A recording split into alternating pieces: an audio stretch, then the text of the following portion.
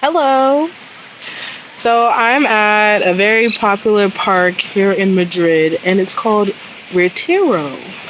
So I'm gonna just show you. Oh, random guy walking at the wrong time. So this is like if I started recording earlier, you would have seen people like right there, just laying down. Um, just a little scenery. Okay, so this park is huge. I don't know how big. What's that park in New York called? Forgot the park, but there's a big park in New York. That's the most. If you think of a park in New York, that park, whatever you were thinking, it was that one. Yeah, I don't know how big that one is. I don't know how big this one is, but I would say it's like that park to Madrid. This park is huge, and I'm just in one random little part of it. So today I'm just doing kind of a mind up, just of like the things that were on my mind this week, the things that I was thinking about, reviewing, stuff like that. First, I want to update you guys. So a few videos back, I was talking about how I was pretty much bored in class because I'm there to assist in teaching, and some of these classes I don't know the subject matter, so I just kind of sit there and it gets boring and I start falling asleep. But I do have English classes. Where I get to participate more.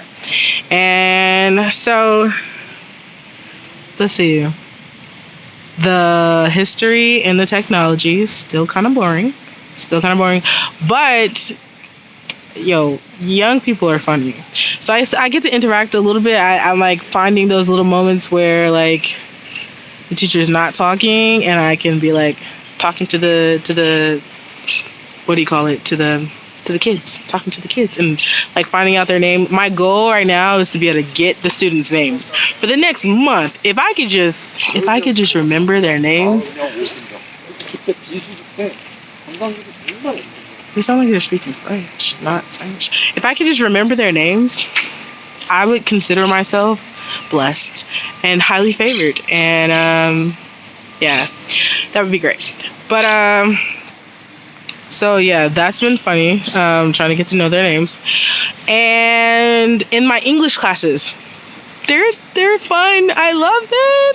So one class, I'm reading this book called Gangsta Granny. And so there's this kid, his name is Ben. He goes to his grandma's house. He's bored at his grandma's house. He hates going to his grandma's house. His grandma always smells like cabbage and he don't like it, bro. His parents want him to be a ballroom dancer. He wants to be a plumber. He's like 12, and these are his issues, and we're just reading about him and his grandma, who I guess is a gangster. I don't know. Like I've read the first 3 chapters because I'm reading along with them.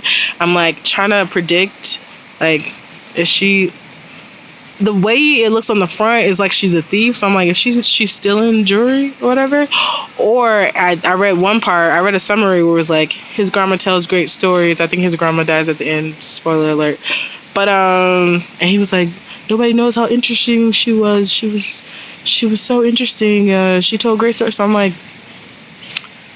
was she just telling these stories about times that she stole? I'm very curious to see how this book ends. Anyway, so we played Jeopardy in that class. In the class that we're reading Gangsta Granny, we played Jeopardy today. So they were answering questions about that. And let me tell y'all, it was so cute to watch them play Jeopardy because, like, Jeopardy is a strategy game. Like, you can go for the low answers and make sure you get your points, or you can go for the higher points and, like, challenge yourself. There's this one kid, I told them at the beginning, like, you could go, this one kid, he was like, 500, all about Ben. Like, every time, he was like, no, we going for it. And I loved it, because I was like, y'all gonna get the answers right. And so he was going for it, and then his other partner actually seemed to have read the book. I was like, y'all a dynamic duo, even though there was 4 of them on the team, but they were a dynamic duo. You got the kid who's willing to risk it, and you got the kid who actually has the facts to back up the risk so they can go for it. I loved it. It was great. And then my other English class, which this English class is my most challenging class, I won't say my favorite, but I really love that class because that class, it is my favorite because that class I have like free reign. Like the teacher's like, what are we doing today, Tori? And I'm like, I got you, girl. I got you. Anyway. So today I went into that class and I told you guys on my Instagram this. We were talking about Maniac McGee, right? And Maniac McGee, trying to make sure I pronounce my words, have to do that more, is my favorite book. I first found it when I was in 3rd grade and always, it's been close to my heart. Now I have added other books to my repertoire that I love. Very much. I love them a lot, but that story is just top notch for me.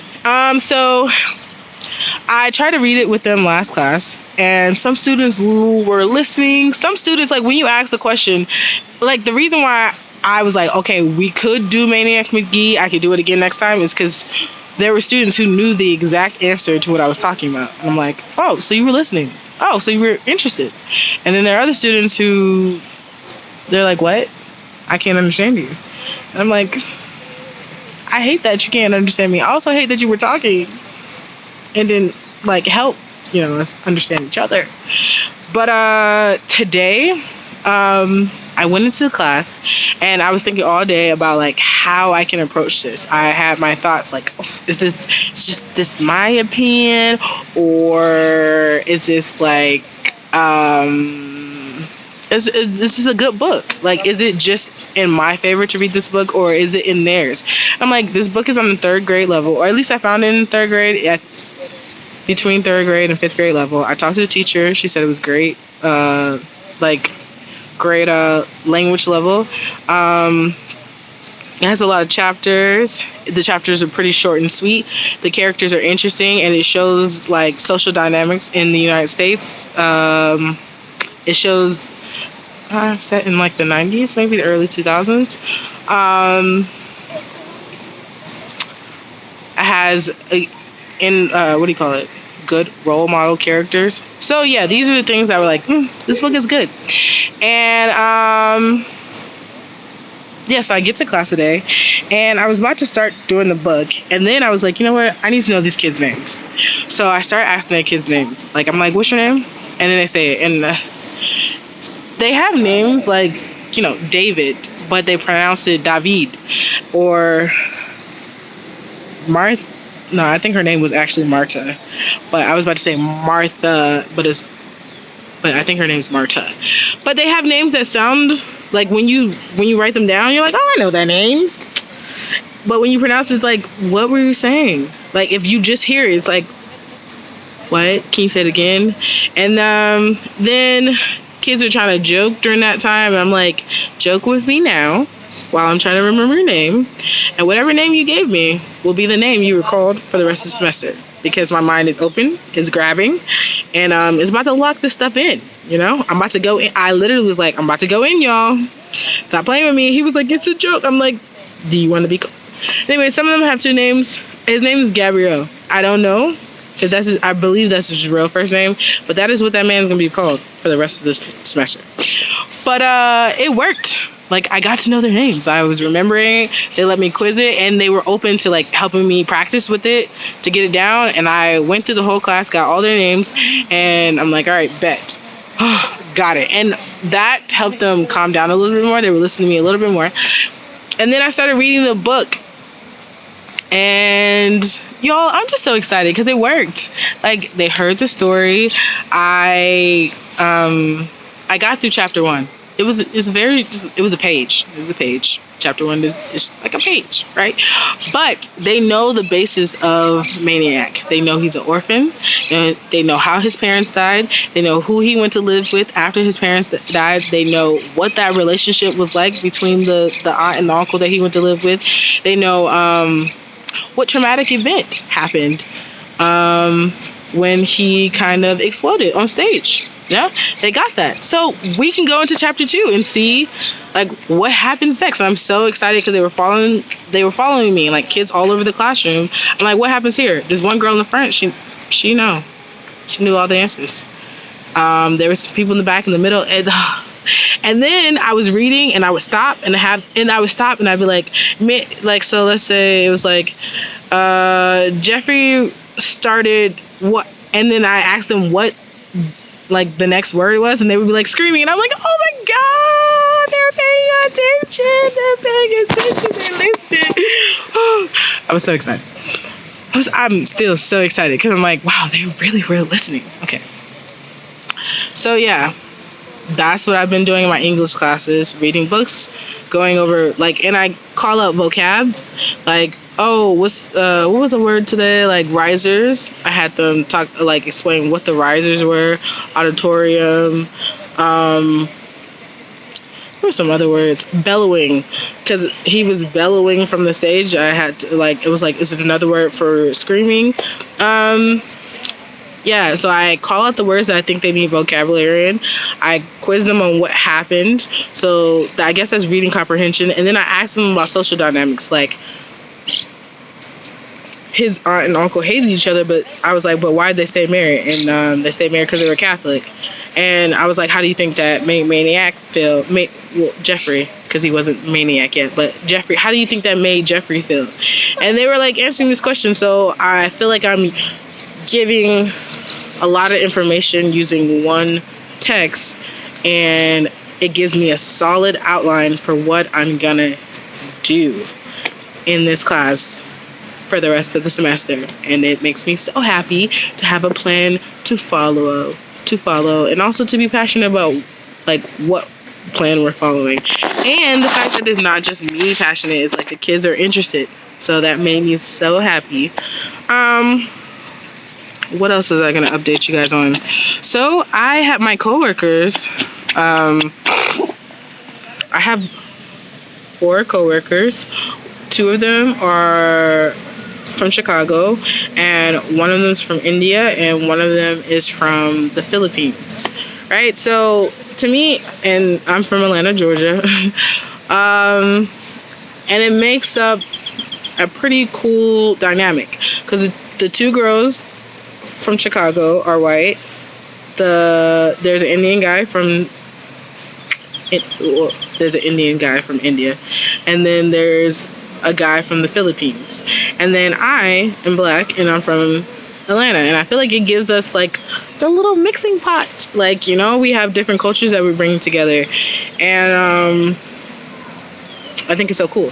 So the Indian guy cooked for us this week, and it was so sweet. He cooked for us, and like, he had us over, and he made us a meal, and he told us like how we can kind of make it. Two of us are vegetarian, so he made it vegetarian friendly, which was great. And then while we were talking, I asked the question like, I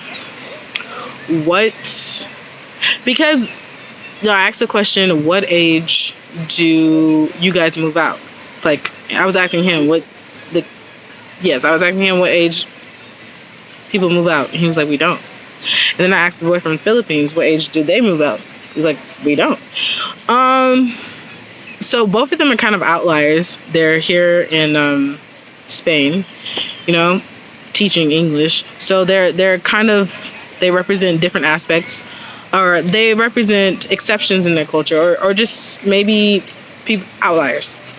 But what I've been like wondering or thinking about is the fact that in the United States, like, you move out like at a certain age, like 18, or when you go to college, or 25 or something, like 18 to 25, or it's probably like the prime time of moving out. And our objective as young adults in the United States is to move out. So, and we consider ourselves successful or established when we do so. We consider ourselves successful when we have established ourselves outside of the home. So my question now, which I haven't got a full answer to yet, but that I'm wanting to study, is, well, then what is successfulness? What is considered success for young adults in India who stay in the household? And that's like, that is the norm. It's not seen as shame or failure, which in the United States, we can kind of see that. And by in the United States, I would say the majority, but there are still subsections of people in the United States, like in Asian households. Like, I had Colombian neighbors, and I think like that was still kind of normal for them, like staying in the household. So it's not all of the United States that sees moving out as the objective, because the United States in itself is a melting pot. But yeah, so I'm wondering, like, what is defined as success? And I wondered this because if we can take what other cultures have and like help and like not make it our own and decide that, oh yeah, we should stay in the house, but like look at how they find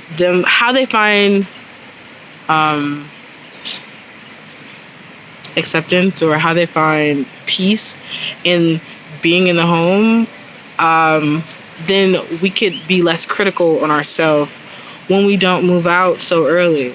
Like, there are pros and cons of everything. So there's pros to moving out, and there's pros to being with the family. And it's more than just a pro. It's a shift in mindset, because someone who lives in the United States, grew up with their parents, stayed in the home, worked, helped contribute to the home, live that life, could consider themselves a failure, or they didn't reach their full potential.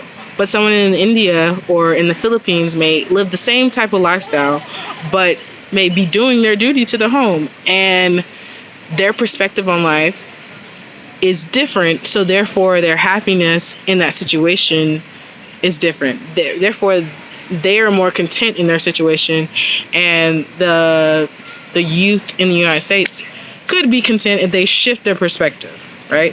So that is the value I see in studying a different culture, because by studying a different culture, you may realize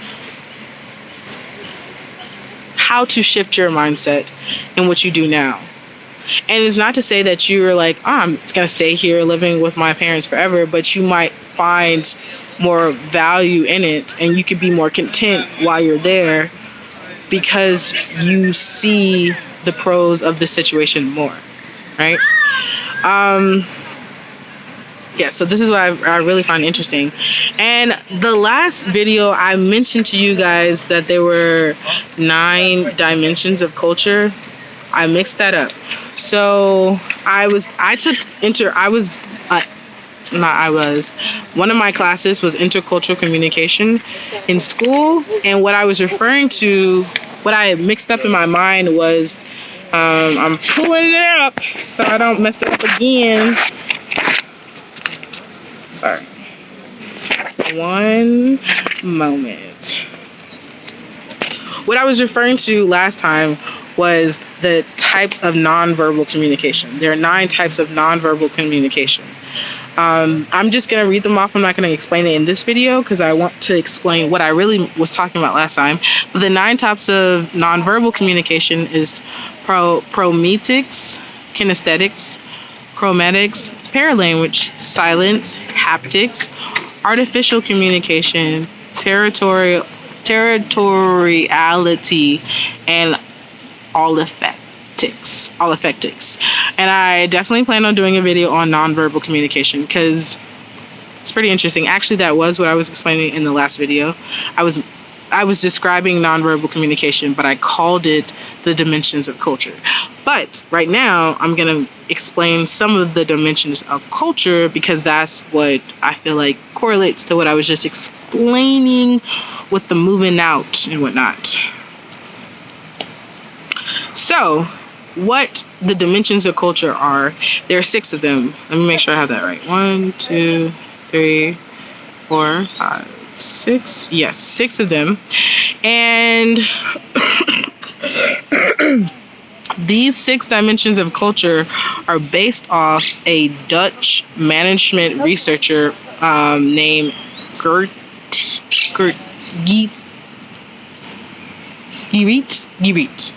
is Geetr. Geert, not TR. Geert, Geert Hofstede, right? Geert Hofstede, in the 1980s, was a manager at a company, a multinational company called IBM, right? IBM at that time, I don't know if it's still the case, was in 40 countries and maybe in more than 40 now. But he was in 40 countries, right? Or not he was in, but he was in management over this company that was in 40 countries. And because of that, he was recognizing there's differences in like how this country interacts versus how this country interacts. And since he's a manager, he wanted to make sure he was doing a good job as a manager. So he started studying his employees, basically. Started studying his employees. And during that study, he was able to come up with these 6 dimensions in culture. And by dimensions, I mean differences in culture and how people associate with each other. And this is all under the unit of communication. So I'm going to do a brief overview, guys. I'm going to do really brief. If you want to know more information, I'm probably going to do later videos on this. But even if I don't, I would say take the topics I mentioned and go look it up, because there's a lot to be learned in it, but I'm going to be brief.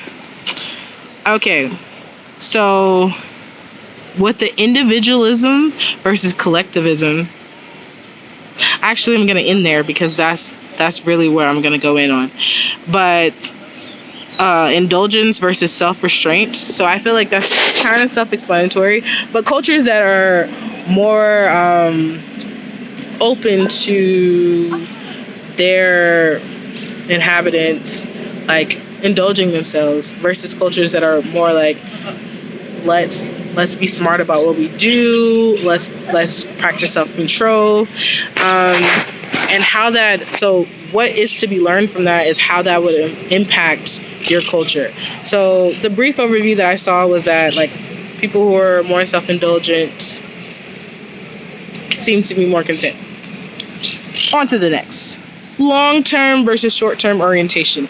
And the brief understanding of that is that long-term orientation, the country is more concerned with what the future will be and how we can be prepared for the future, right? Short-term orientation is more prepared, or that country's focus is more centered on what is happening in the present moment, in the history, like tradition. How have we always done this? How are we doing it right now? That's what they're focused on. Long-term is focused on how do we need to do this to be prepared for the future.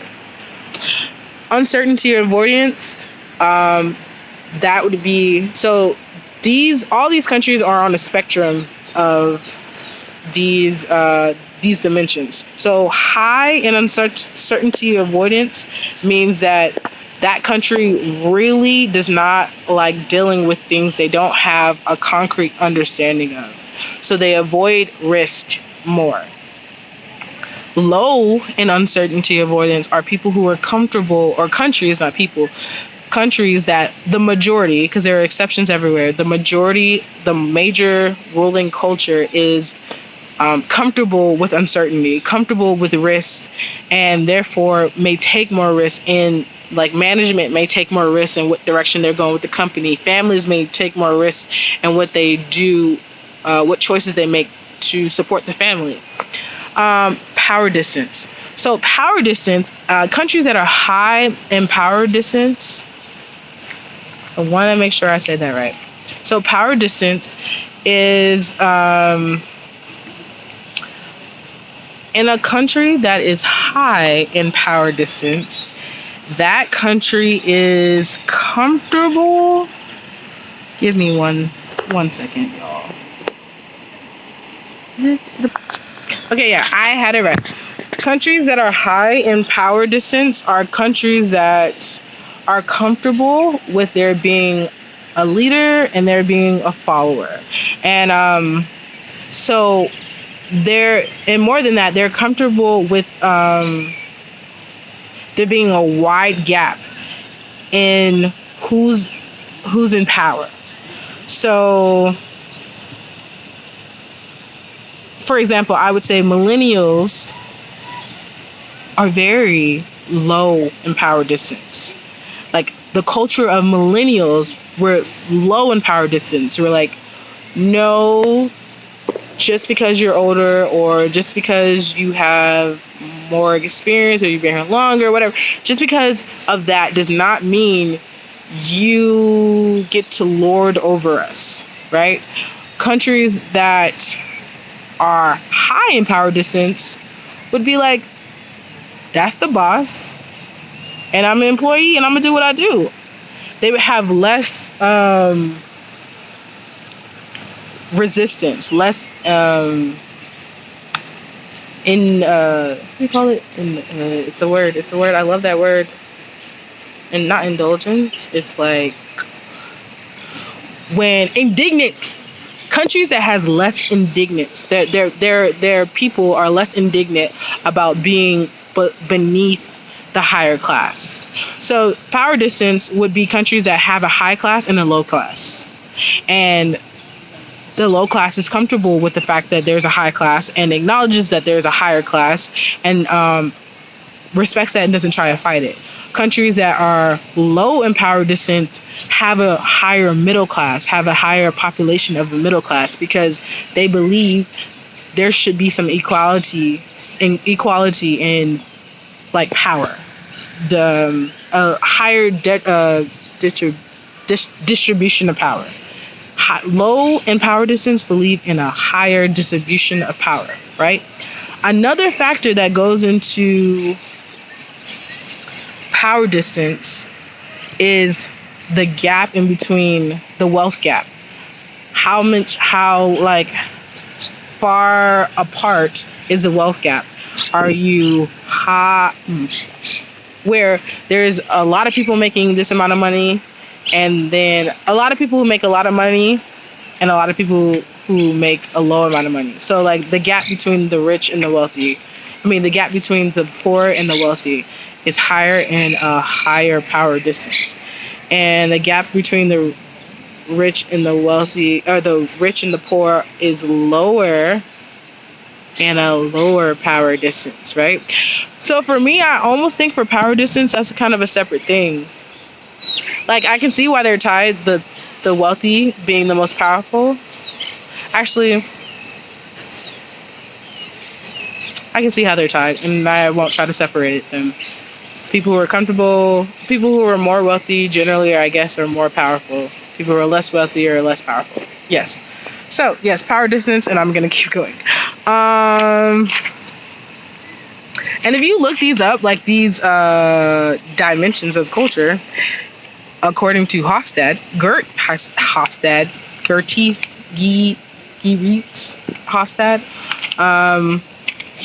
a Dutch guy, you can see, like, you can find charts that break down who is the top countries and who, like, where do countries rank in this. So what country is higher in power distance? What country is lower in power distance? You can find that. But the last two, power distance, are masculine versus femininity. And by that, it's so a country that has a high, I'm trying to make sure I have the right pronunciation of it.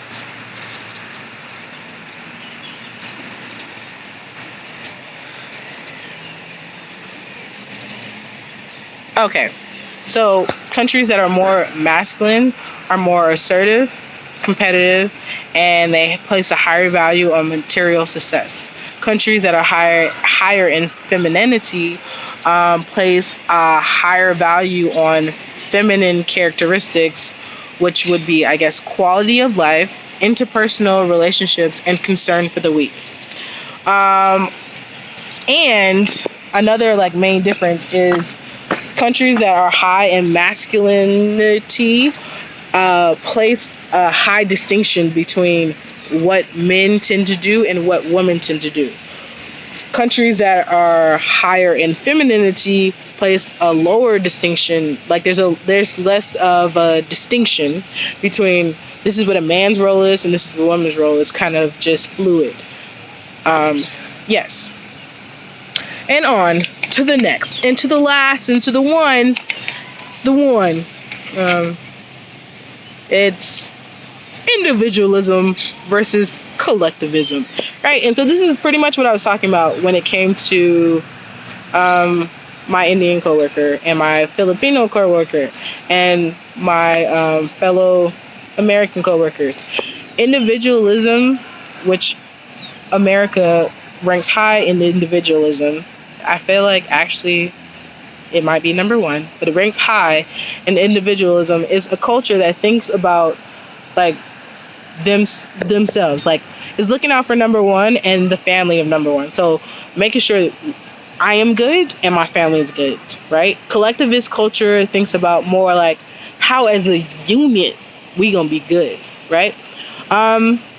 So in an individualistic culture, of course you need to move out early because you need that independence. You need to get so you can know how to take care of you and your family, right? But in a collectivist culture, it's about the unit. So we work as a team. Where you trying to go?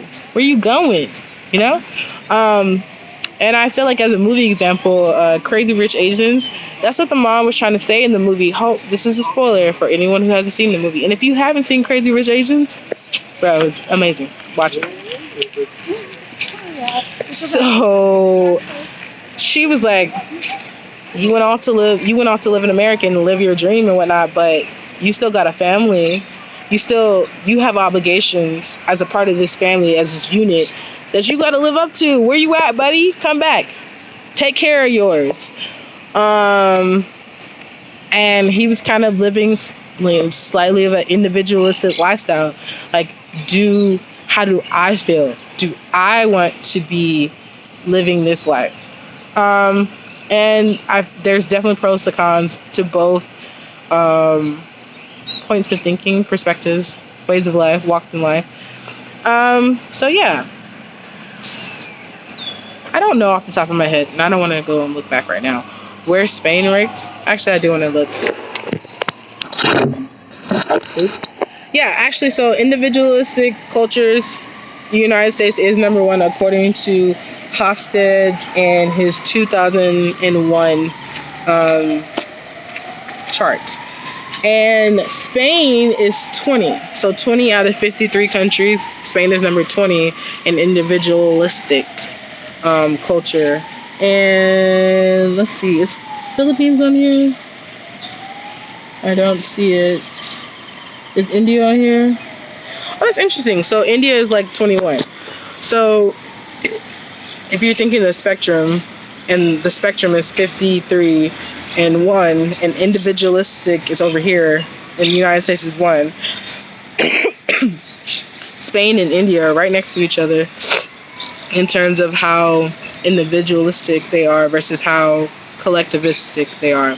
So in Spain also, people don't really move out they don't move out early, they move out later.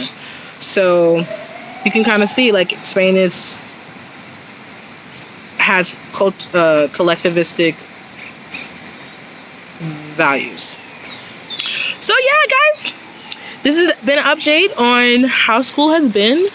This has been an intercultural lesson in Hofstede's dimensions, his 6 dimensions, and a little bit of background of the research I've been doing, or things I've been like trying to figure out when it comes to know who I am as a young American. Side note, it's hard. People don't call us Americans here. They do, but they're like, you're from the United States, because America there's North America and there's South America, and North America is Canada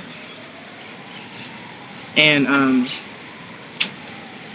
Mexico and the United States. So the United States cannot claim all of America, and therefore I cannot, or not that I cannot, because it's said, but it's less accurate to say I am American than to say I'm from the United States.